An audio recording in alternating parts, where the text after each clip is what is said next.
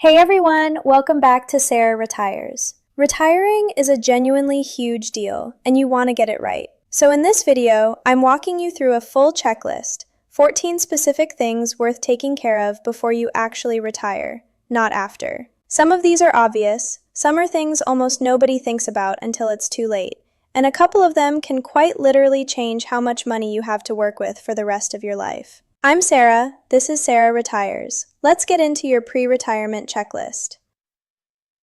Save hard. This is the home stretch. I know this one sounds obvious, but this is the final stretch where every dollar genuinely counts. And saving hard isn't just about stacking cash. It's also about minimizing the taxes you pay along the way and cutting unnecessary expenses during this window. This is the moment to be intentional and fire on all cylinders, because the habits and balances you lock in right before retirement set the tone for everything that follows. You can carry debt into retirement, but it's genuinely not ideal. If it's realistically possible for your situation, aim to eliminate as much debt as you can before you stop working, including your mortgage. Here's why it matters so much. Carrying a mortgage payment means you need more income to cover it, which usually means pulling more out of your savings and investments each month, draining them faster than they would otherwise deplete. And beyond the math, there's a real emotional weight to carrying debt through retirement. It's a constant, low-grade drag on your peace of mind. Now, there are exceptions, for example, a rental property where the rental income comfortably covers the mortgage payment. Even then, build in generous safety margins, because interest rates and market conditions don't ask for permission before they shift. Build a war chest. This is your cash reserve, money that isn't invested in anything volatile, and that's fully accessible the moment you need it, like in a high-yield savings account. This isn't just practical protection for emergencies. Simply knowing you have that safety margin available does an enormous amount for you psychologically throughout retirement. It's a genuine stress reducer. Build a solid one before you retire, not after you're already relying on your investments for income. Pay for big upcoming expenses in advance. If you know a roof needs replacing, a car needs upgrading, or some other major expense is coming in the first few years of retirement, set that money aside before you retire. You don't necessarily need to pay for it literally in advance, but you want the cash earmarked and ready. There are exceptions here too. Say you're planning to downsize your home right after retiring, which typically frees up a chunk of cash that could fund some of these goals. Or you have a genuinely confirmed inheritance coming. In those cases, you might mentally set aside funds for known upcoming costs. But the core principle stands. Take care of what you already know is coming before you turn the paychecks off. Figure out what you're going to do with your time. This one is a much bigger deal than people expect. There's real research showing that the transition from working to retirement can have serious mental, emotional, and physical effects on people.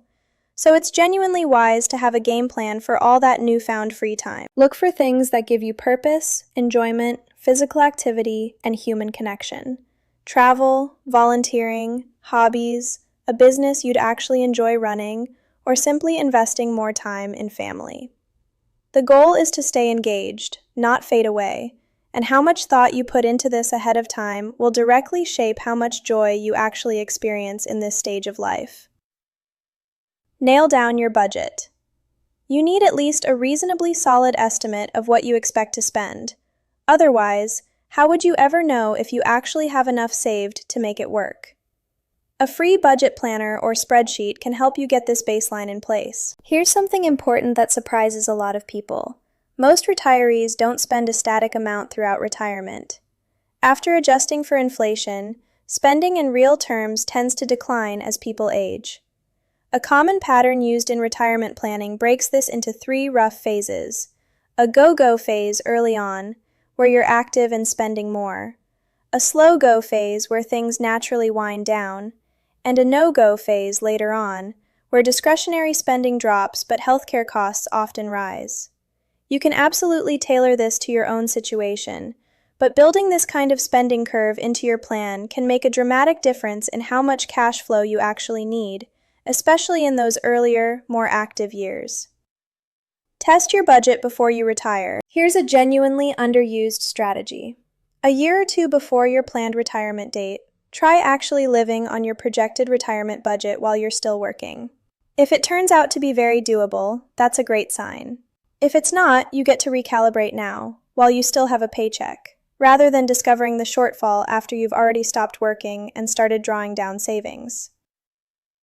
If you're fortunate enough to have a pension or an employer-matched 401k, take real time to understand exactly how it works and what your options are at retirement. Traditional defined benefit pensions, the ones that promise a set monthly amount for life, are genuinely valuable, but they come loaded with important decisions.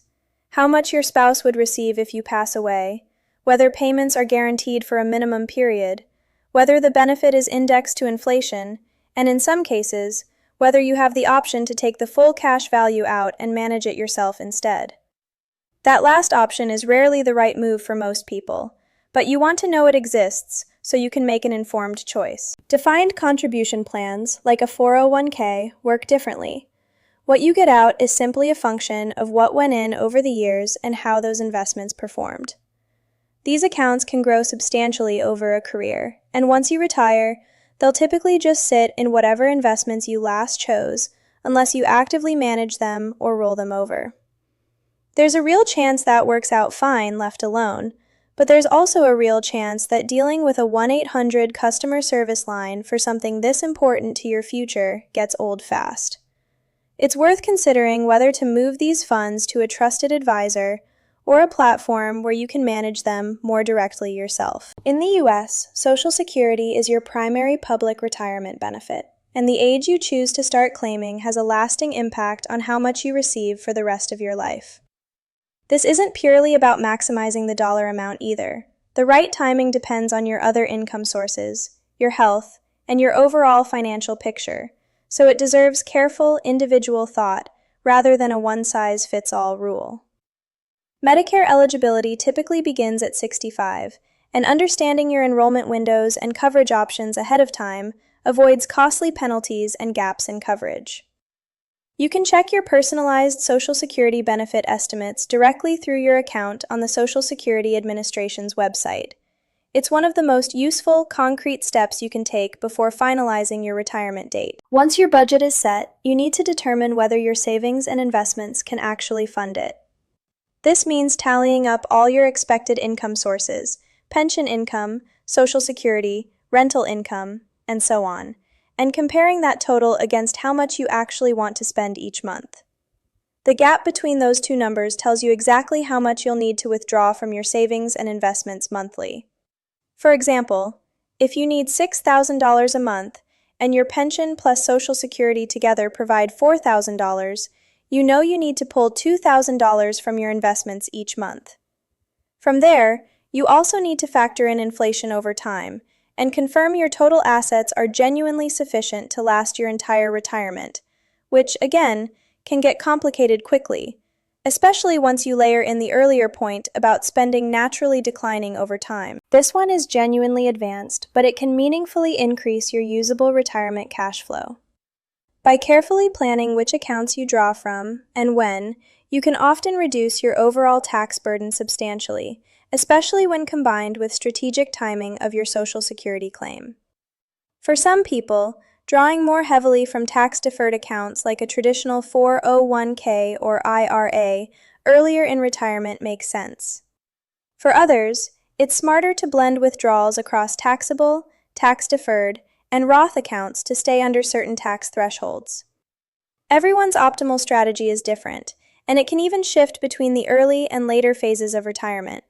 But thinking this through properly, ideally with a tax-savvy financial professional, can lead to real, lasting increases in both your retirement cash flow and your eventual estate value. It's wonderful to build a beautiful, well-organized retirement plan. But if you never test how it holds up under real pressure, you may be building on sand. A solid stress test throws hard scenarios at your plan. A major market crash the year right after you retire, arguably the worst possible timing.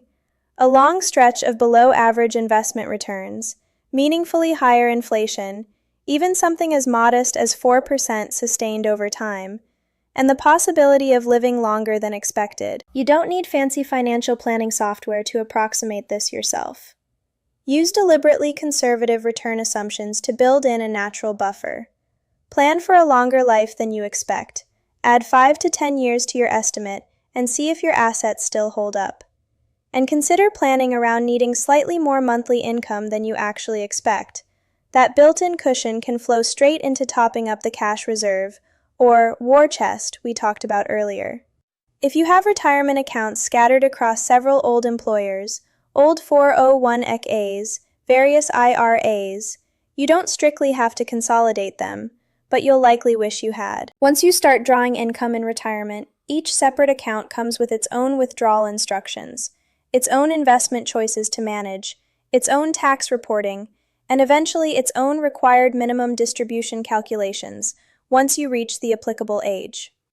Multiply that across 4 or 5 old accounts, and it becomes a genuine administrative headache. Rolling accounts into 1 or 2, typically into an IRA, keeps things dramatically simpler heading into retirement.